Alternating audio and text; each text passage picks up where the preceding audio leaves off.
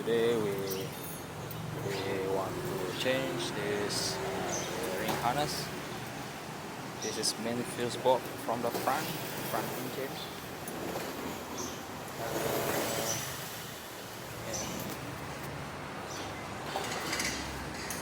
and this going in the interior.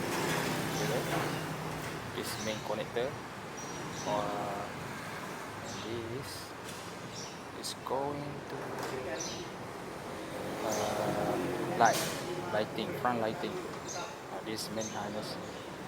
So we need to take out the front bumper and the light.